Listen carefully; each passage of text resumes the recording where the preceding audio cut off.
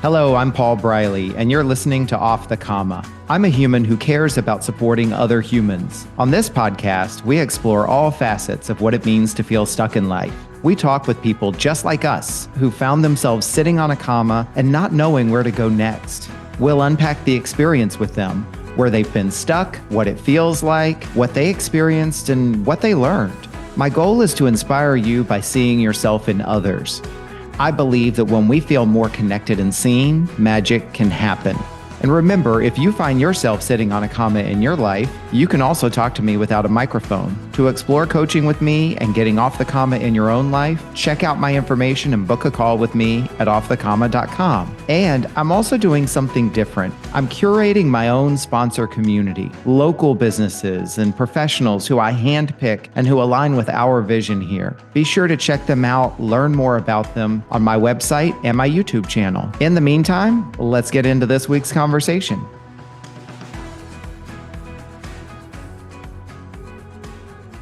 And we are back with another weekly episode of Off the Comma. I'm very excited to be back, very excited to hear another cool story about someone's experience with sitting on a comma and getting off the comma. We always, just like every episode is a fingerprint. It's unique and it's new. All the fingerprints come from hands. We get that in hands that are owned by people, but every fingerprint is completely unique.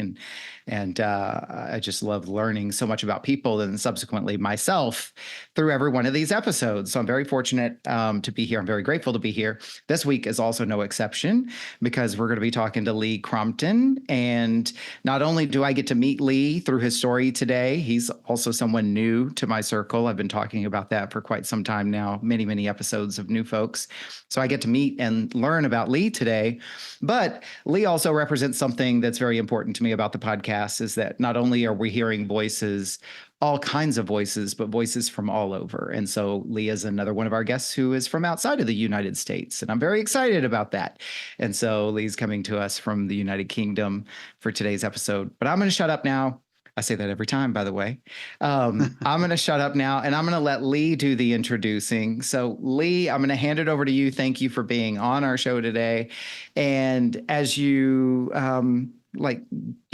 get us to know you, introduce yourself, I'd love to ask, how would you like to be known? And then what kinds of things would you like for us to know about you before we get into your story a little bit later? How would I like to be known? I'd like to be known as a writer, even though I have worked in construction for 30 years.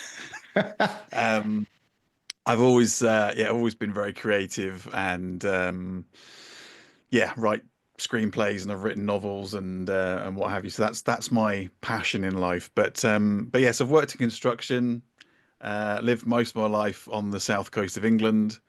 Met a Scottish lass when I was traveling when I was 30, met in Malaysia. And I'm now living near Loch Lomond, which I'm assuming you've heard of, the Bonnie Banks. I have not. So is this for the benefit of folks, everybody on our show, all of our listeners who wouldn't know, is this up in Scotland? Is this down on the south? Yeah, I thought the Bonnie Banks of Loch Lomond was like a universal song. Is it not? Is it not reached American shores? Maybe it is. And I'm kind of an outlier, dude. I don't always know the mainstream. Okay. Well, I'm just north of Glasgow. Okay. All right. In the national parks. It's a very beautiful part of the world. Lovely. Not as sunny as Sacramento. But yes, I now live here with my wife and two young daughters who are 4 and 7. And yeah, that's me. Nice. Okay. Well, thanks for sharing. And thank you. I know it's very late your time. We were talking about that before we started recording. So thank you for staying up with us. And Lee, before we get into your story and the 5 questions here in just a moment, I wanted to do something that I do with every guest, which is, as you think ahead to the next 45 minutes or so of you telling your story, what intention would you have for yourself today? I think just give a genuine, honest account of what's happened over the last 4 years, because I think it's important that from a medical context and from a mental health context that we have these conversations and these voices are heard. So, like I said, just to come across Hmm. as genuine as possible and be that voice, I guess, that, sometimes you're going through things and you can feel very alone in that. And it's when you hear somebody else going, oh, and it resonates with someone and you go, oh, that's how I feel. I thought I was the only person that felt like that. And just having that Hmm. person that's gone through a similar experience or, you know, I think can be very, very cathartic, but very, very comforting for people and make them feel less alone. So that's what I'd like to try and get across. Yeah, I definitely hear exactly what you said, right? Like less alone, sort of normalizing the talking about experiences and Uh-huh. my intention is to support you in that, obviously, for us to create the space for you to tell your story today. And that exactly as you said, somebody sees a little of themselves in you and your story. They feel a little less alone, maybe more connected. And in the best of cases, maybe even feel inspired or empowered to do something that they've been wanting to do. Let's hope so. Yeah, let's do it. And we'll put it out there. The story tells itself and it reaches the people that it needs to reach. I'm a Yeah. firm believer of that. And so, with that said, let's jump into your story. So, I'll start with the first question. I might, interrupt from time to time, or at certain point go into the next question. You can always flow back and forth through the conversation today. The first question, Lee, is where in your life have you found yourself sitting on a comma? Well, the latest time I was sitting on a comma, I would say is let's go back in time to 2020. Mm, So my youngest daughter was born in January 2020, and then we went into lockdown, obviously in the March 2020. mhm. And that was a very stressful time because people were working from home. People were. Did you have furlough over there? Do you know what furlough is? Yeah, we did. Okay. We government calls it They furlough. call it We the same had, thing. where Okay. you you hold your job, you're just not getting paid, and then there's layoffs and then rehires and Yeah. Yeah. So yeah. in my company, in the infinite wisdom, decided that they were going to pay everyone 90% of their salary, but only half the people Mm, were working. So 50% of the people were sat in their back garden drinking pina coladas. It mm, was a very good summer, actually. And they were earning 90% of the salary. Meanwhile, Muggins here was sat doing two or three people's jobs because the other people had been laid off. And I was also just getting 90% of my salary. So we've got a new baby. We've got, well, Izzy would have been 3 at the time, my eldest. My wife's on maternity leave. We're not going anywhere. I'm shut up in the study trying to do all this work. The pressure's on. And is at that point when I've kind of felt my neck, and I've always kind of thought I had mm, raised glands, and but we're not going anywhere. We're not seeing anyone. And I've always like blamed the kids because they're always coming back from nursery with snotty noses and whatever. So it's the kids' fault, right? That I've got these raised glands. But we're not going anywhere. We're not seeing anyone. Why am I? Why are my glands still raised? mm, So went to the doctor, had an ultrasound, and they said, yeah, you've got a lump in your neck. The ultrasound is saying it's fine, but it's quite big. It's 7 centimeters long. You couldn't really see it, but it was 7 centimeters long up the way. mm, And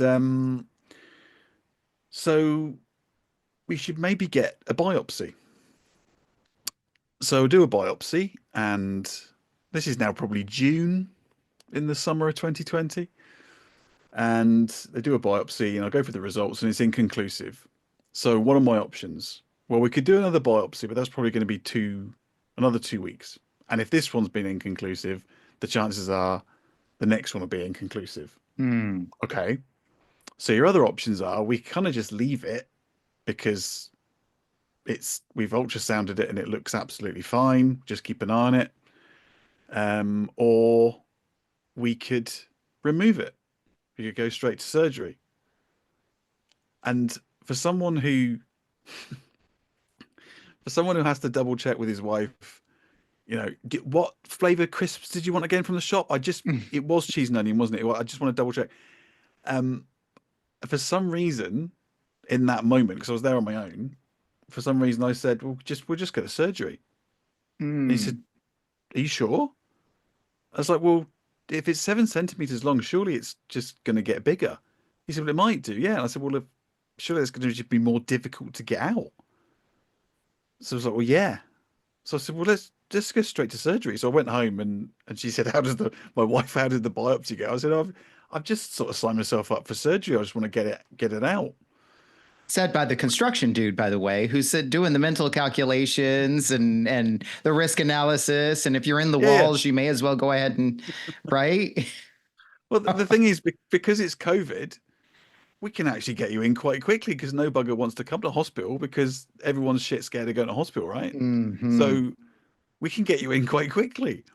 So, and I have to admit, my mindset for that first operation was pretty good. Mm. I was, again, home life was chaotic, and I got to go to hospital and have 2 nights uninterrupted sleep. I got food brought to my bed. I didn't have a screaming baby, or and it was just, other than obviously have my throat slit open. I should say it was thyroid, right? A Mm. lump in my thyroid. So other than Hmm. having my throat slit open, it was quite nice. Got a break and a good kip. They took it out, and when I came round in the bed, the surgeon's gone, "Yep, I've had it out of my hand." He says it's a big bugger. He said there's a couple of dense bits we probably need to look at under the microscope, but all good, all fine. Um, okay, fine. So that was that. I got stitched up and went back home, and then waited for 3 weeks for the results, and eventually got the call to come in. And again, my wife said, "Would you want me to come with you?" And I was like, "Well, no, don't be ridiculous, because first of all, if it had been anything serious, they wouldn't have taken 3 weeks." So my Mm. dad was diagnosed with bowel cancer, and he died when he was 55. Mm. They literally told him, they were literally on the phone to him the next day after the results going, "You need to come in." So it's like, it's 3 weeks. I said, plus we're still in lockdown. So even if you do come in, we've got to drive 40 minutes with two kids in the car and a baby. Um, and they won't let you in anyway because I've got to go in on my own. So I said, just, it was fine. Forget it. 9 o'clock meeting. I'll go and meet the surgeon. It's all good. And that's when I went in, and they said, "Yeah, uh, you've got a very rare," so it's a real into the lion's den stuff. "You've got a very rare aggressive cancer." I walked in, I could tell immediately from the body language, and there was a middle-aged woman there looking very solemn. I thought, why is she here? And she's not Mm. a student nurse. Anyway, it turns out she's the cancer nurse. She's the Macmillan nurse. So yeah, at that point, they didn't give me timescales. It was just, "And you've got a young family, haven't you?" I was like, "Yeah." "Oh well," I just remember he kept shaking his head, going, "I'm so sorry. I'm so sorry. It's it's not good news at all. The Glasgow hospital will be in touch." And he gave me a leaflet, like a booklet on thyroid cancer, and he said, "I'll give you this. Um, what you've got is so rare that it's not actually in the book, but you might as well have it Wow. for what it's worth." So I was like, "Okay." I said, "Well, would you mind writing on the top?" And I've kept the front cover for just for the crack. Um, "Would you mind writing on the front what the hell I have got?" He said, "Yeah, that's fine. I'll do that. But whatever you do, do not Google it. Do not Google anaplastic thyroid cancer, because there is no good news about it." And I subsequently know that anaplastic thyroid cancer has um, an average life expectancy of 4 months. Um, 90% of people are dead within 12 months.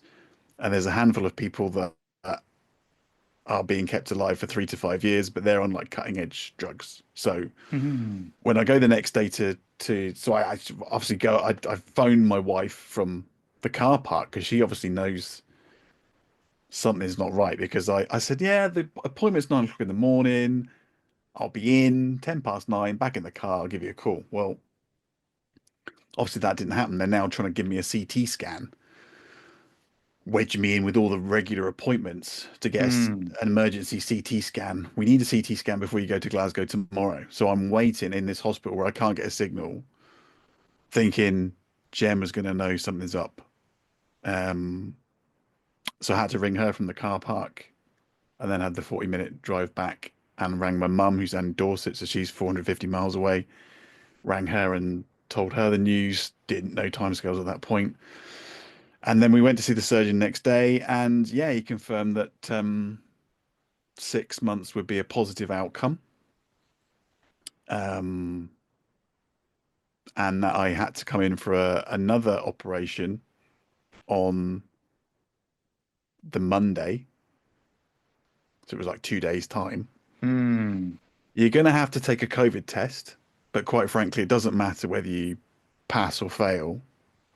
If you have got COVID, then my team will just have to take extra precautions because we need to get the rest of your thyroid out like in a couple of days. Mm. And I remember my wife saying, "Oh, so there's a chance that he could be saved." And I remember he sort of swiveled his chair around and went knee to knee and said, "No, no, you misunderstood. We need to get this out because it's so aggressive that it will expand very, very rapidly. That will impact on breathing, on swallowing, on your windpipe and in your throat." And he said it will just make the end in palliative care all the more grisly. So we need to get it out as Mm. soon as possible. So I'm then going in for an operation, literally knowing that this isn't to save me. This is just to make the end less awful. Yeah. Which obviously you're going from a completely different mindset to, oh, this will be all right. I'm getting my dinner brought to my bed, and um it's quite nice to get a good night's sleep. Uh, when you're thinking, well, yeah, now you're thinking, well, this is, and the reason it took 3 weeks apparently is because it's that rare. I think there's 70 cases a year in the UK, Mhm. and it's generally women over 60 that get anaplastic thyroid cancer. That it went around all these world experts saying, well, it can't be anaplastic, and it was double checked and it was triple checked and what have you, and Uh, that's why it took 3 weeks to get the results back. So yeah, can so I went can in and had the second operation, and yeah, that's when kind of the wheels came falling off the bus. can I jump in for a moment? Sure, yeah. So a couple of things to kind of reflect, and as I reflect things back, if it is incorrect or doesn't land, by all means correct me where I'm wrong. But Yeah. it's interesting because I was thinking, the way you were telling the story is at the moment that you decided, let's go ahead and cut it out. Let's go ahead and do the surgery. The way you tell the story, it almost sounds sort of a little reckless and like kind of rash. But what if you hadn't chosen that path? You know? Then I wouldn't. Now we've had that conversation that I wouldn't be sat here now. Yeah, yeah. And then, I just wanted to acknowledge you because wow, what a difficult diagnosis and being completely caught off guard with no advance warning or notice. Yeah, yeah. And you've been sharing with us kind of the details of the story, and you touched on it a little bit, but what I'm really curious about before we continue is, that whole time that you described, now here's all this news, the faces of the people, that I can't get a signal, I can't tell my wife. What was going through your mind at that point? What was your mental state now? Because you just a second ago said, talk about a pivot in my mindset. Mhm. What was that Mhm. like for you to be experiencing all that? It had to be surreal. Yeah, I mean, I would. Can I take it back a step? Even that Mhm. it's weird that like the night before we're in this WhatsApp group because we were redesigning our hall, right? And we were having this Mhm. different type of wallpaper, and one of my wife's friends is like really into her interior design, so we're sending like WhatsApp messages to each other, and maybe this wallpaper, and maybe this radiator casing, and that lamp would look nice, and da da da da da. And then all of a sudden, and oh, I didn't send that work email, and I've put £2 on this week, and then at 9 o'clock on that morning, you realise that none of that matters a fuck. Mm. And these WhatsApp conversations came to an abrupt end because well, what wallpaper you were having in the lounge in the hallway didn't really matter. And I think to answer your question, I didn't feel anything. I just felt numb disbelief because it's one of those things but this isn't actually happening to me. It's always some other poor bastard who gets cancer, terminal cancer. And so I remember looking back now, I'm doing it for the purposes I'll say but I was just sat there like sort of subconsciously shaking my head, going, well, this isn't happening. And it's so it actually sound quite calm in the moment because it hasn't kind of registered. There's a lot of times when I Yeah. wake up and go, oh God, that was an awful dream. What an awful dream. And then you go, oh, hang on a minute. No, that actually happened. It is just like being in a dream state where you can't quite take that in because, like you say, you're faced suddenly broadsided by your own mortality.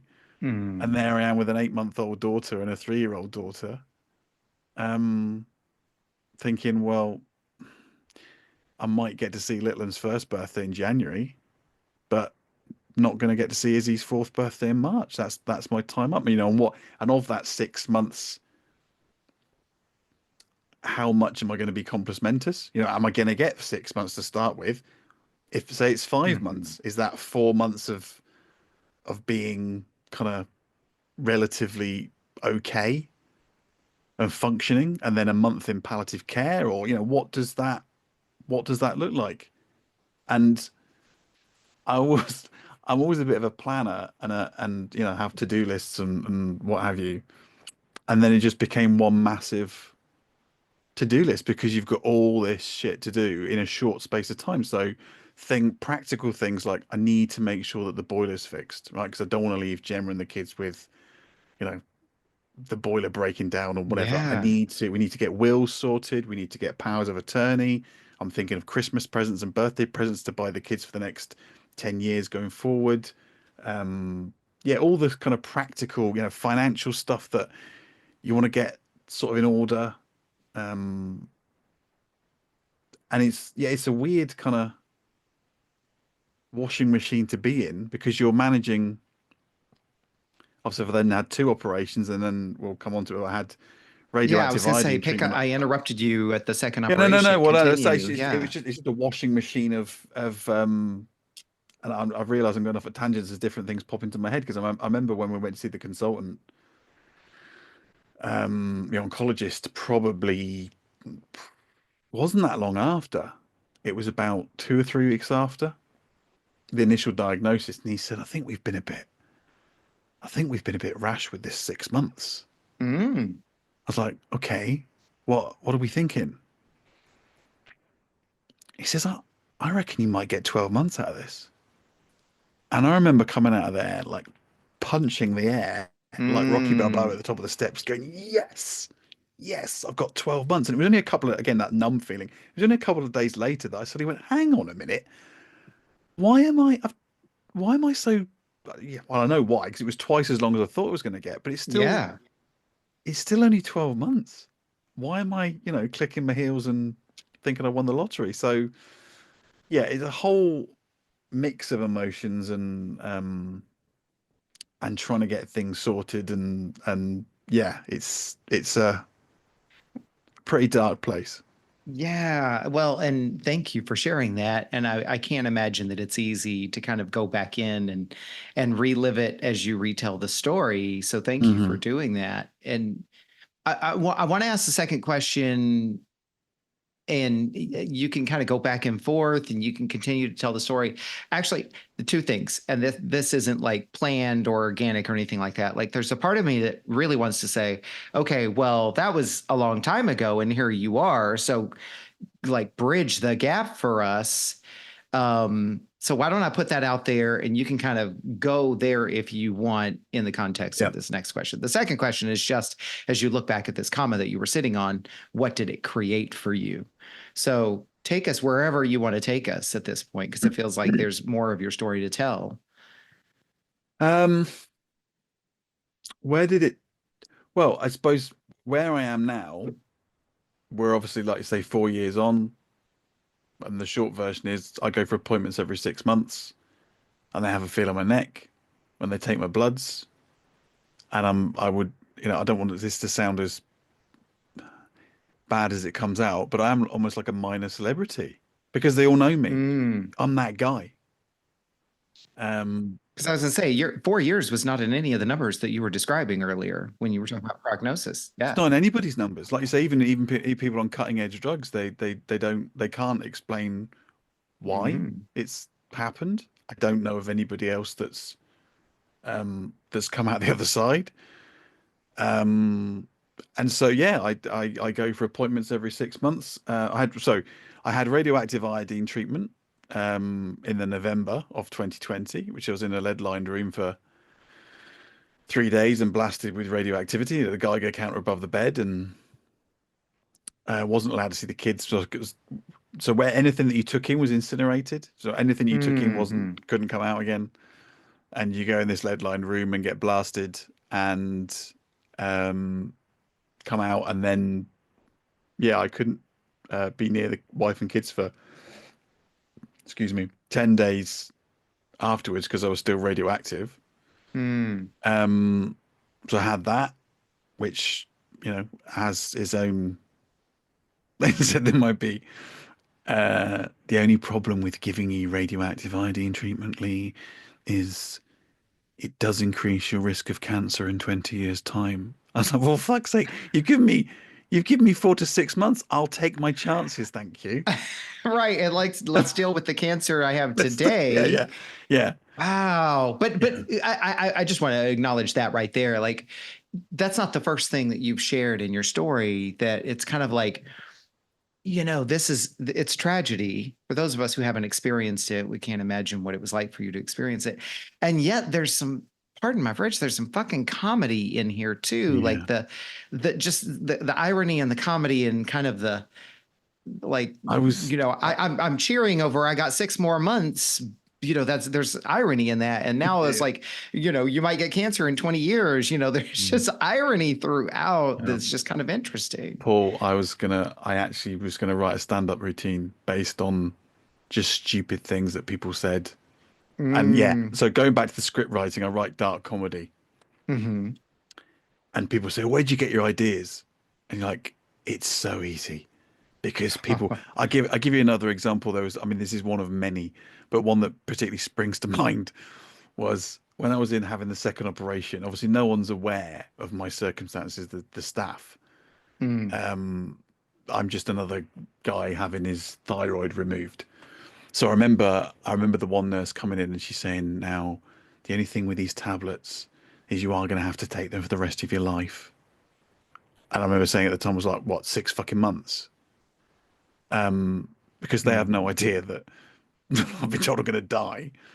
And then there was a guy, the first operation was textbook, right? It was, again, I've gone in with a completely different mindset. Hmm. The second time I go in, I know I'm going to die. I, I'm hyper vigilant about everything. The operation is obviously far more intrusive than the first time round. So, and I'm in quite a lot of pain. I was in a lot of pain the first time round. They've cut your throat open for goodness sake. But the second time round, I was in a considerable amount of pain. They've Mm. they've gone in and really scraped out anything that they can scrape out. Basically, other than my jugular, which is keeping me alive, they've taken out everything else.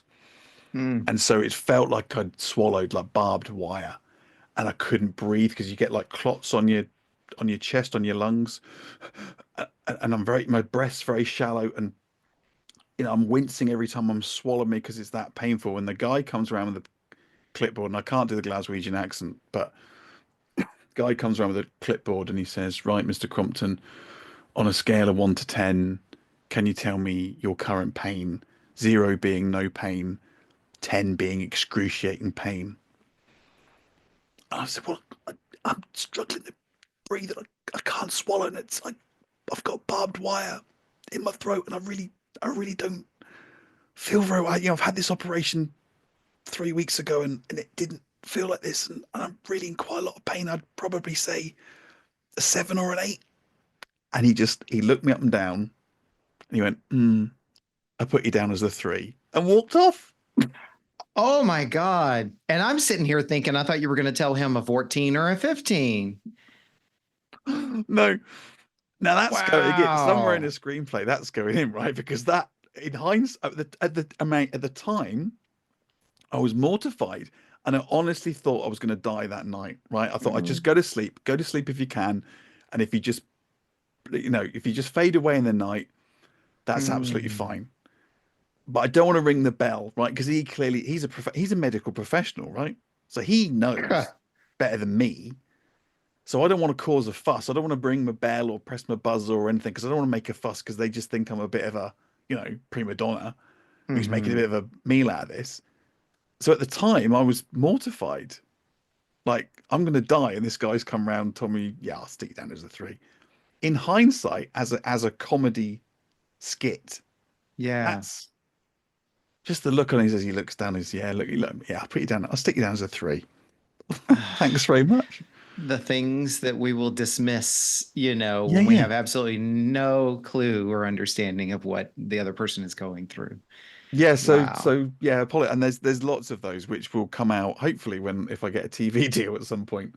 There's Hmm. lots of anecdotes like that and I think that's maybe one thing that's you do have to see sort of the positives and the funny side of things because you know on essentially on my podcast I had a comedian on Arthur Smith and he makes the point that life is absurd and Hmm. sometimes you've just got to laugh and I'm not saying I was laughing at the moment in that moment because obviously it was torturous,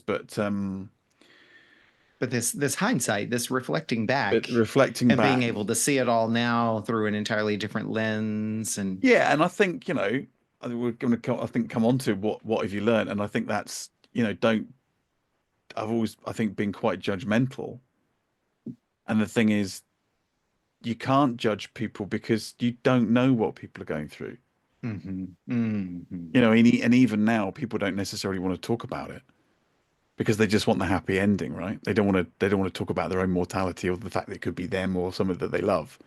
So as far as anyone's concerned. And I think that's sorry, I'm going off at tangents here, but I think that's That's with okay. with the podcast. Yes, I enjoy. So there's a mental health podcast called Mind Cake, which I kind of started because people were coming to me saying, "You've obviously been through the mill, um, and you must have had so much resilience, and so much. You've been so positive, and you've been so brave, and all the words, adjectives that I think are just nonsense." Mm. Because to insinuate that I was brave or courageous or strong would suggest that my dad wasn't those things because he Mm. didn't beat cancer, which is nonsense. But did I have any advice for people? And my answer is not really. No, I'm on antidepressants. Uh, and I see a psychologist once a fortnight. But let's use this as a vehicle to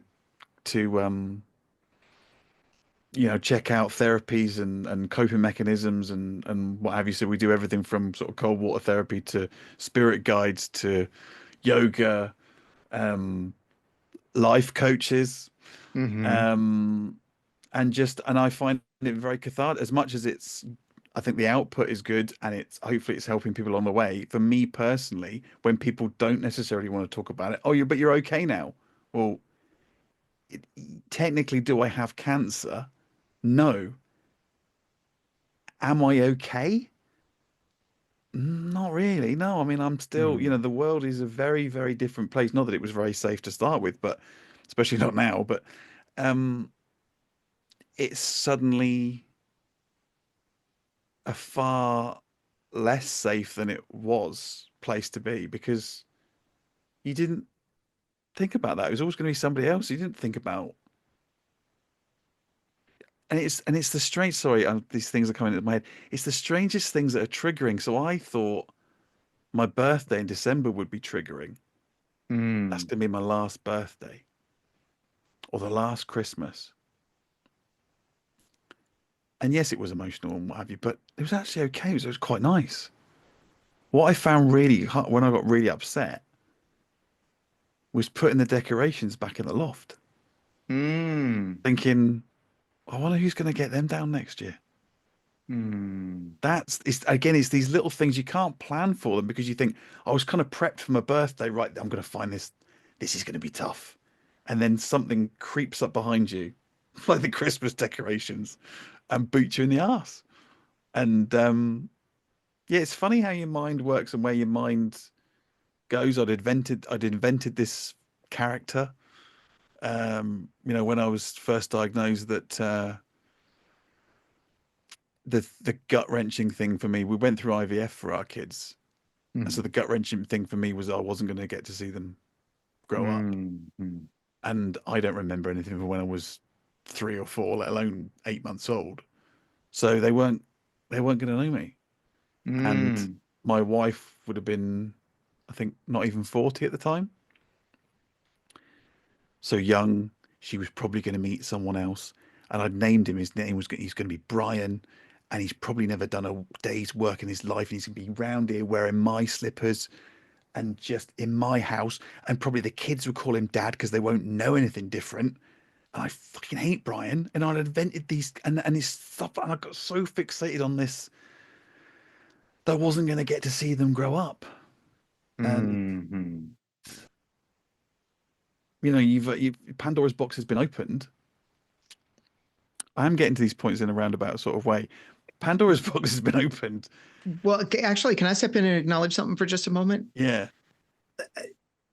I think a lot of times you talk about folks who can't talk about it or don't want to talk about it, or it's like it's more comfortable for them to say, well, you're okay now, right? Mhm. And, you know, sometimes that's what people have to do. And I'm not here to defend or justify or right. But when you're the person going through it, what I'm learning from you and seeing and hearing from you is that, you know, that people kind of want to sort of make you a hero because in fact, you have survived something that a lot of people couldn't survive, right? So it's Mhm. very important for people, I'm generalizing, to Yeah. be able to call you a hero because that makes it easier for them to kind of tolerate and palate what you've had to go through and maybe foresee their own mortality, like you were saying, right? Mhm. But what I so appreciate in your story is like, the versions we see on TV where it's glamorous and, look at them being strong and everything like that. You're showing the human side of it, which is,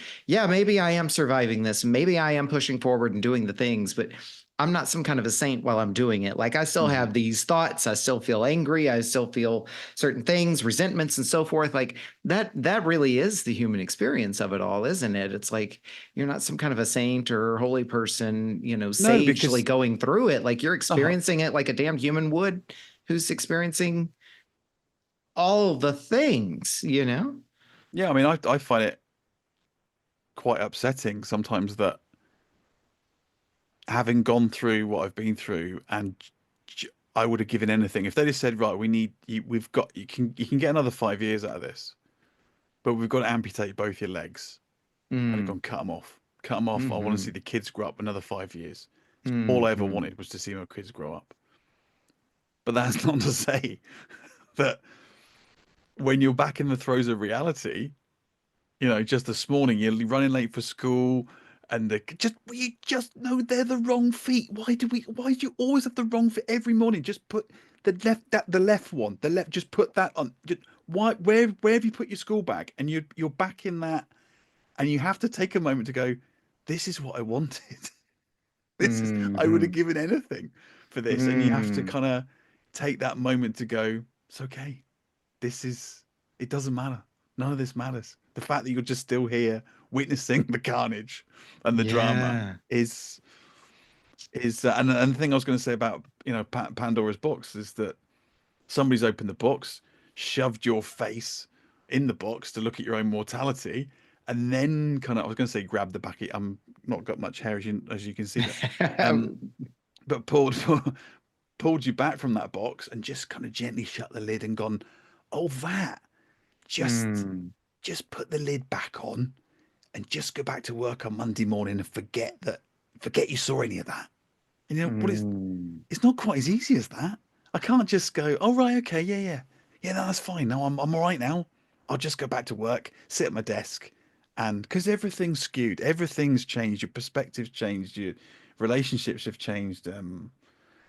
The way you view life and what you value in life has changed. So, and and your view of the world, like you say, your own mortality and how you view danger, I guess, in a way. In some ways, it's liberating because you're like, well, fuck it, I've just got to, you know, live my life the best that I can, and it is what it is.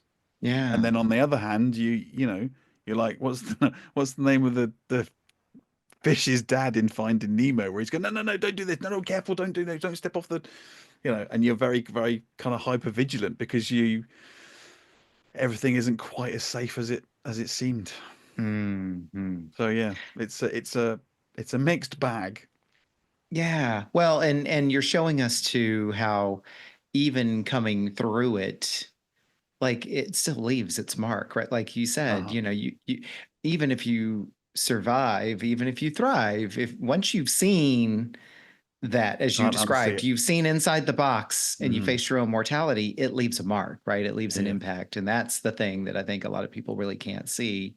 It almost seems like I'm certainly no trained professional, um, but it sounds, this just occurred to me. It's almost the same type of thing that, soldiers returning from war deal with, right? PTSD, whether it is that literal diagnosis or just the other effects. It's like I can't take away those things that I've seen. Maybe I can maybe get back to a normal life. Maybe some Mhm. people do, some people don't, or whatever, but that now is always part of what you're carrying with you.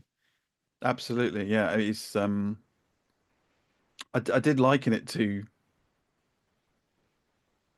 uh, well, I got to be careful what I say. I'm not likening myself to being a soldier, but it's similar in what you're saying is that you go to the war zone, you see unthinkable things, Mm-hmm. and then you just come back to Civvy Street, and you're just expected to just fit in and carry Just on go back. as if Yeah. nothing, and you haven't seen any of that stuff. And so it is similar in Yeah. that respect Co- completely, yeah, because you're just expected to just slot back into normal in inverted commas life yeah. when you've Call it, seen call, what you've seen.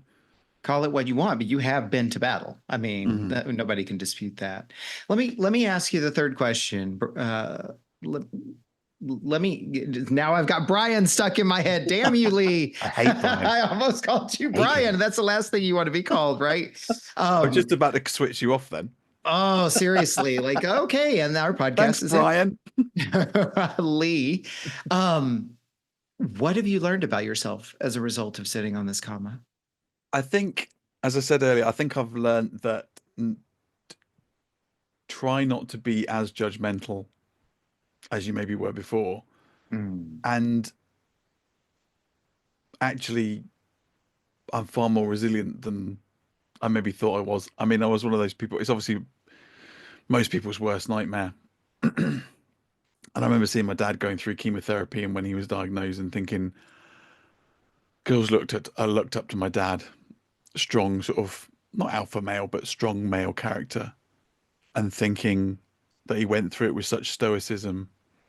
I could never do that. I mean, I just getting cancer would be my worst nightmare because I would just crumple. mm, Um, I wouldn't be able to deal with that, what he's dealing with.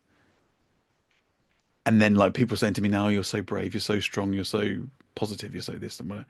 Well, that may well be, but when you're in it, you haven't really got a lot of choice. hmm. So I think when you're in the, whether it's me, you, or anybody else, I think when the chips are down, you're able to dig a lot deeper than maybe you give yourself credit for. Hmm. Um, and I was talking to someone on the podcast about uh, ultra running Hmm. or losing a family member. That in some ways, that adversity. So the person I was speaking to had run 107 miles in 24 hours. Oh, I'd wow. only started doing the couch to 5K sort of 3 years ago. Entered an ultra, was the second female, ran 107 miles. And what she was saying was that it helps her mental health and it helps her resilience, because if she's in a work meeting or if she's in a situation where something's not quite going her way or whatever, she's gone, well, I can run 107 miles. I've been through that pain, I've been through that discomfort, or whether it's the grief of, I'm not suggesting for any 1 minute that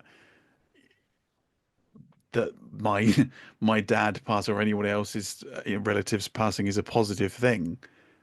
But I remember thinking, and this is a very difficult thing to say because I want people to take it the right way. But there is something very positive, or you can take the positives, I think, on reflection, take the positives out of, because I remember thinking not long after my dad died of how invincible I felt.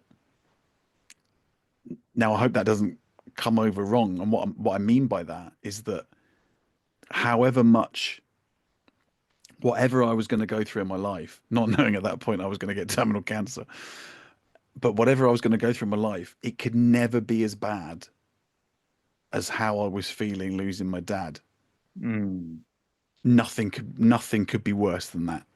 So if you felt that, then I think in a slightly perverse kind of way, that makes you more resilient. Whether that's running Mm. 107 miles, whether that's losing someone that close to you, whether that's having terminal cancer, or, any type of disease, I think you can turn that into, well, as a really bad example, I'm trying to get back into running now. And if I'm Mm. if I'm like got to 5K or 10K or whatever, and then I'm like, oh, my legs hurt. Oh, my breathing. It's like, and I have to check myself and go, come on, Lee, it's not fucking cancer. Does that make sense? I don't know whether Well, that's. it does, and let me, if I may, and you correct me where I'm wrong, but hearing your story and others that have been shared with me as well, I mean, the first thing to say is like how you feel is all that matters because it's your experience, right? And so, having been through what you've been through, and then experiencing something that makes you feel invincible, nobody else can know. And maybe they Mhm, can know their own situation that was similar and they can relate to it, right? But you're the only person who gets to describe it that way. mhm, And yeah, I mean, there's a lot of folks who have been through something that it's like it doesn't matter how it compares to your situation. It matters how it compares to a situation I was before and the situation I am now. And how do those two feel in relationship mhm, to each other? So yeah, mhm, yeah. It's like what I'm hearing you say is if I can survive this, then I mean, what's the limit to what I could survive and how much do I care? yes. And like I have evidence, So yeah, like I can't I don't think of know. I'm anything kind of much worse to have to go through than that. yeah, And yeah. it's not, And at the end you of the day, it's not a competition. Um, and I think that's, again, about the podcast. People say, oh yeah, but people will say, well, but of course I haven't been through what you've been through. I'm like, no, but it's all relative. I'm not grading you against, well, terminal cancer is the worst thing you can go through. You've hmm only you've only been through a relationship breakup. So I mean, come on, pull your socks up. It's all relative as to where anybody is in their life. So whether hmm people are struggling with their mental health or, whatever it might be, for whatever reasons, then I think this is what I was saying about the podcast is that we're all coming at that from different angles. And yes, I happen to have a fairly unique backstory, but ultimately we're all in the same boat. We're all just trying hmm to make the best of whatever it is we've got, Yeah. and we're all just coming at it from slightly different angles. Well, and the story you've told really kind of just shows us. You've showed us as well as told us. I feel like you've already answered this next question, but add to it, please, with anything that you haven't shared. The question is, what's changed for you as a result of sitting on this comma? Yeah, like I say, I think my worldview has changed. I think my own belief system has changed. Um, yeah, I think things look very different, and you realize, and again, when you're in the moment and the kids aren't putting their shoes on or whatever it is, I'm more attuned to seeing that now, and rather than getting upset about it or enraged about it or whatever, just take a step back and just see it for what it is. It's not important in the grand scale. Like a bit like the WhatsApp messages Hmm. on about the hallway and the radiator the night before I was diagnosed. It's really, and there isn't that much that is that important. You know, Hmm. this sounds like a cliche, but in that moment, like I say, all I wanted to see was the love of my family and to see them grow up. And other than that, I didn't really care about too much else. Hmm. Hmm. And it's reminding yourself of that and how you felt in that moment. I mean, I was in we have a thing over here called Center Parks, which is like a you can go into the woods, into the forest, and you can stay in a lodge, and they've got, swimming pools and zip wires and all sorts of things. Okay. And it wasn't long after I was diagnosed, maybe a couple of years, and we went with my kids and my wife and her mum and dad. And I'd wandered off on my own to go to one of the flumes. And as I was walking back, I looked down and they were in like the baby pool because the little one was only probably about 12 months old at the time. And there was the two kids, my wife, and my mother-in-law, my father-in-law. And I remember I just stood there looking down like some celestial being, watching them sort of playing around in the shallows, thinking that that could have been it. That this could have Mm. been reality. Mm. Just coming away on holiday and, dad's not there. And that's just, every so often you just catch yourself and just put a bit of perspective into things. I just got chills because that's wild. Like that's the kind of stuff you see on TV, right? Like you got to experience for that moment Mm. what it would have been like if you had not been there. Yeah, and it was like, the world was just continuing. They were on holiday and I was just an observer. Wow. Um, yeah. Mm. A blessing and a curse. Yeah. Well, and I know, and you and I even kind of joked about this a little bit before we started recording. There's so much more to your story, and there's so many things that I want to ask. And obviously, an hour doesn't give us all the luxury of exploring every possible pathway. Let me ask the fifth question, and then we'll start to close things up, and Okay. we'll invite people to be able to reach out to you and learn more about you as well. But before we get there, the fifth question is a simple one. What does getting off the comma look like to you? I think getting off the comma has been the podcast. I think it's Mm. been having that voice, exploring opportunities, building that community of people who are in the same boat from whatever direction they've come at it from. And like I say, as much as I find it interesting, a bit like you were saying, I don't know whether you find the same thing, but I have these podcast guests coming on thinking, oh yeah, we're going to talk about this. And then you end up talking about something you go, oh, really? Hmm. So it's fascinating to hear people's stories and how they've got to where they've got to, and sharing that, I think, is of huge benefit to people and cathartic for me. Hmm. And what I think it's, getting off the comma is me having conversations like this, being vulnerable, not being open about it, because I think it is important that, with the amount of mental health issues that we have in modern life, that people are honest and open and can hopefully, people can resonate with that and maybe take a bit of comfort from that. And Hmm.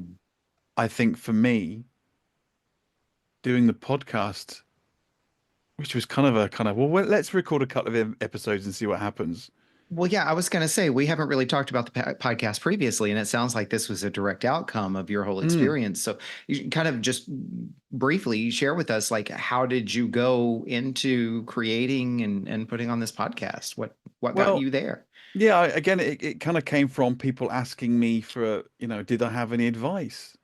And I'm like, Mm, well, no, not really. Maybe I should do a podcast about it and explore, because people don't want to hear me rambling on for, you know, 50 episodes about my cancer. mm, So, but what if we used it as a vehicle to explore different coping mechanisms and strategies and um for me as well, really, because like you say, I've been hmm. trying cold water therapy and sound baths and massage and yoga, and I sort of do these things to give it a try and see what work. And again, I think we say on the podcast is what might works for you. Might what? So I'll start again. What might work for you doesn't necessarily work for me, and vice Right. versa. So it's experiencing these things and seeing what works for you and what helps you, whether that's breath work, whether that's mindfulness, or whatever it might be. And to be clear, just so we're really buttoning this up a little bit for folks who are listening, we're not talking about you necessarily surviving the cancer at this point. Yes, you're still seeing specialists and so forth. You're talking about now it's surviving the surviving. It's surviving the surviving, and I had this conversation the It's other the day. the mental the Yeah, mental yeah. health of it all, Because right? the interesting thing I think is that I had this conversation with my wife not that long ago, and she said, but you've always had mental health problems. You've always had mental health issues. Oh, wow. And I've come to the realization that yes, I have. I've always had kind of depressive episodes and what have you. But I suppose the interesting thing is that it's only having the cancer that's almost validated me to have a mental health podcast, because people go, Mm, well, of course you've got mental health problems. You had terminal cancer. So it's almost it's almost given me an excuse.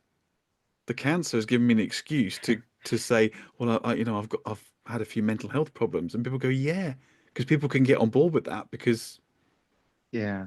you know, It's another irony, right? To it's bring into another your irony. your Yeah. dark comedy act, because you were perfectly valid before the cancer to Uh-huh. have been able to talk about your mental health. But if the cancer is what made it safe and possible and okay for you to, Yeah. but the irony there is that in order for others to accept it, like Yeah. you had to almost die of cancer first to be Yeah. able to Yeah. talk about something that you carried your entire life. Yeah. Yeah. Was that Absolutely. was that a crass and coarse way to kind of characterize that? No, no, not at all. No, you've hit Yeah. the nail on the head. That is exactly Mm, right. Yeah, it's taken me to have a near death experience to validate the fact that yes, I may have had mental health problems in the past. mm. And maybe that's what gave you the courage and the don't give a fuck enough to actually say, well, I got nothing to lose I by think that's talking the. about I it. think you've hit the nail on the head. Is that yeah? It's I Mm, do it. If people like it, they like it. If they don't do it, I get enormous benefit out of it anyway. I really enjoy doing it. I really enjoy meeting these yeah. people. Like you say, I wouldn't be having this conversation with you now. I wouldn't be sat up at 11 o'clock at night. Yeah. Well, and I can appreciate that too, right? Like we have this conversation with every single guest, about obviously the importance of sharing stories and I've started Mhm. asking you offered it up. I didn't have to ask, but I've started asking, when people talk about helping other folks and so forth. I'm like, what do you get out of that?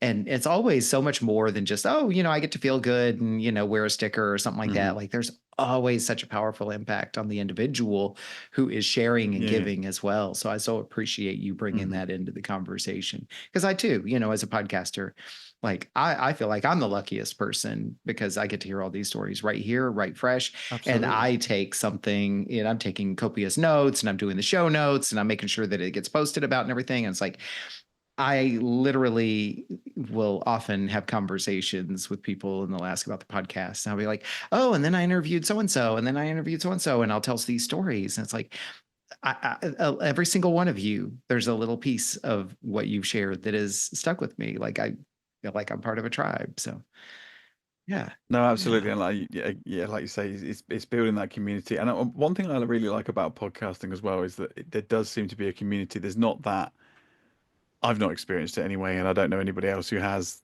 There's not that rivalry that well we won't share information on what software we use or whatever because they might get more listeners than me. it just seems such a collaborative Yeah. kind of everyone's out to help one another. It's just got such a friendly vibe. Hmm. And I think I can't think of anything else that I've experienced that, especially when I come from the cutthroat world of construction, where it's very Hmm. alpha male dominated. There's not a lot of creativity required for my job, which is all just numbers and figures. And again, like you say, that the podcast gives me that Hmm.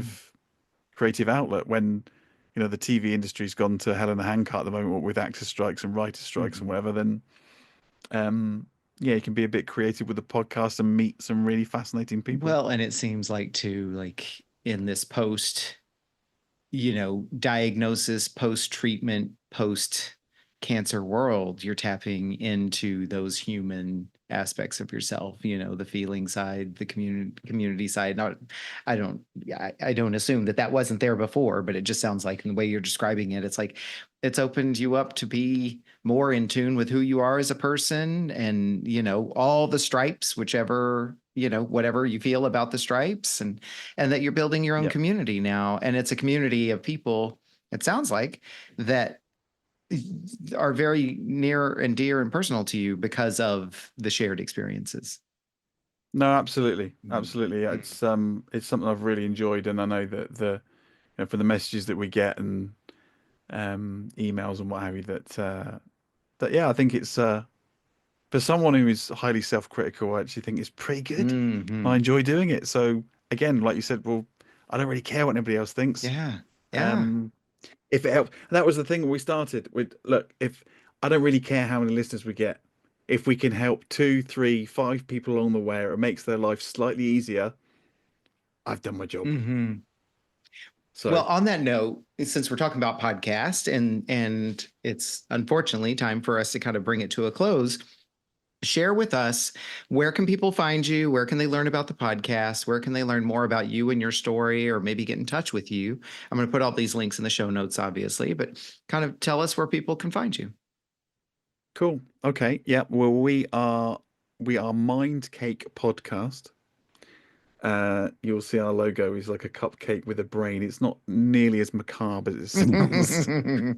Um, and yeah, we're on all the major platforms, Spotify and Apple and what have you. We're on all the main ones. So yeah, we're on Facebook, we're on Instagram. If you just search for Mind Cake Podcast, we'll be there. We don't take ourselves very seriously, as hopefully you can tell from this, the last hour. And yeah, it's obviously a serious subject, but it's a fun way to kind of explore different avenues and different treatments Mhm. and coping strategies and just try and have a bit of fun with it, really. Nice. Well, and Lee, the last thing before we wrap is something I do with every guest, and I call this section acknowledgments, because obviously this podcast is all about giving people a voice and lifting people up. And your story wouldn't be complete if we didn't give you a chance to lift up the voices of those who matter to you. And so this can be causes, organizations, charities, it could be other creators, people in your immediate circle, friends, family, loved ones. Who would you like to acknowledge today as part of your story? First and foremost, it would have to be again a charity that I didn't know existed before all of this. It was well, I did know existed, but didn't realize what they did. So Maggie's Cancer Care, Mhm. who, yeah, I don't know what we'd have done without them prior to having cancer. I presume they were a nice bunch of people that kind of sat round and cocked their head to one side and nodded and went, "Oh, that must be terrible," and were a Mm. listening ear. But no, they were an absolute lifeline for me and my wife in terms of helping to sort wills, um, nutritionists, psychologists, just somewhere to have a cup of tea and a chat with people who knew exactly what you're going through. It was always, I always said it was my safe space. You could Mhm. go in and kind of say whatever was on your mind, and there was some, you can imagine some pretty dark places. So Mm. yeah, for me, I've done a fair bit of fundraising for them as well because their Maggies have been an absolute lifeline. Nice. Nice. Well, and people who can understand you no matter where you are, how high or low, or yeah. Well, again, I'm super excited to be here, be part of this story with you, and to see where you're at now 4 years later and going strong and going funny. Okay. And I'm looking forward to checking out the podcast myself. And again, just thank you for sharing your story with us and being on the show. Thank you so much for having me. I really enjoyed it. Thank you so much. Have a great rest of your week.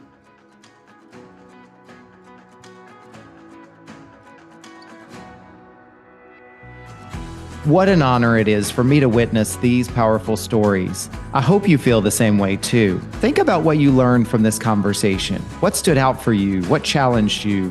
What inspired you? And I encourage you to write it down in some form of journaling and reflection. Surprises can reveal themselves to you when you do this. And if you were moved by today's conversation, pass it along to someone you care about. Let's spread the word. Let's continue to build connection. And if you do discover something you'd like to unpack further, book a call with me and let's talk about it. My links are in the show notes. Be sure to like this episode, follow the podcast here on this platform and social media at Off the Comma, and feel free to comment and interact with these posts and episodes. Check out my website for workshops, events, and my sponsor community. I'm covering the costs of production by curating my own sponsors who align with our vision. Be sure to check them out. They're all powerful people and businesses. Thank you for listening to this episode of Off the Comma. As always, keep noticing and keep listening.